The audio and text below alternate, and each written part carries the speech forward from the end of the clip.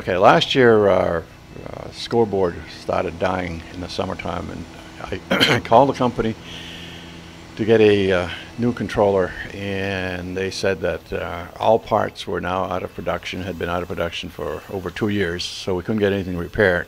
We contacted Bangor Neon, and it was their suggestion that we meet with these people at Daktronics and so on and so forth.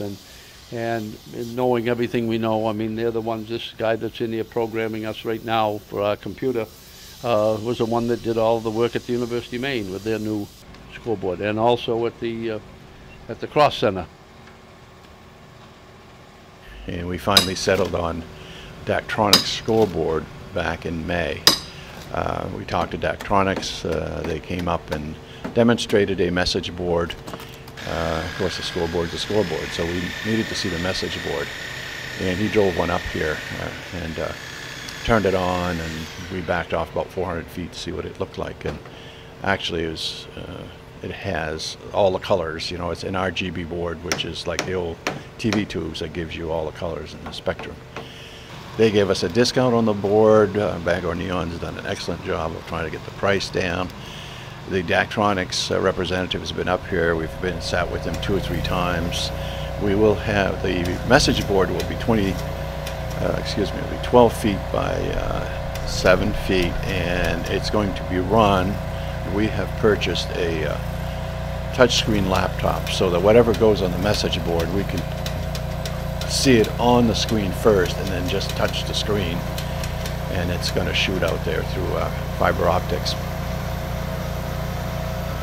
Bangor Neon's been wonderful to us, and we appreciate the work that they've done, and they've treated us, I think, very fairly. So, you know, oftentimes corporations come in and go for the low bid, and that isn't always the best scenario for what you need to have over the years.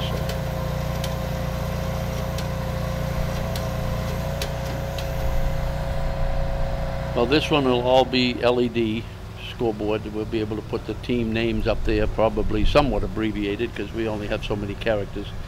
It will run about 75% less power than the other one. We've added basically a message board that goes with it, so we'll be able to do some pictures and some you know, promoting some hot dogs or something, who knows, for the ballpark.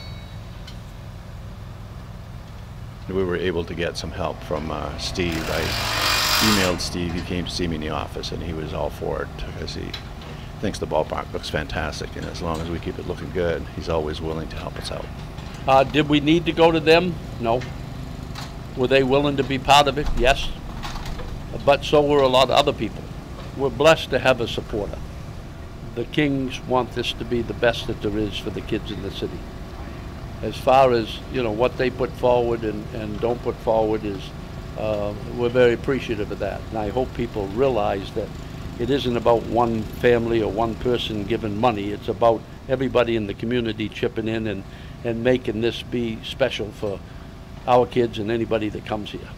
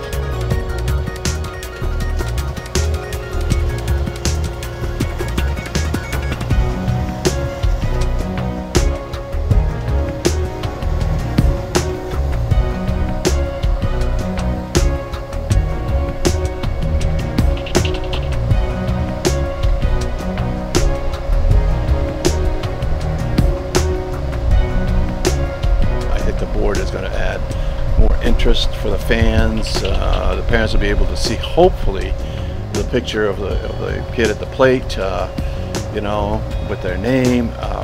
Then we can put the time of the next game on it. So it's going to be an information system as well. We didn't buy the most expensive, obviously, but it's certainly not a cheap model either. So it's middle of the road, so to speak. There is a software package that's installed on the laptop to do all of the electronic stuff it has to do, and it shoots it through the fiber optic instead of copper, but we can put actual photographs up as well as messages. So we tend to call it a message board, but we can have actual photographs up there of kids, and it'll look like the real thing from a distance.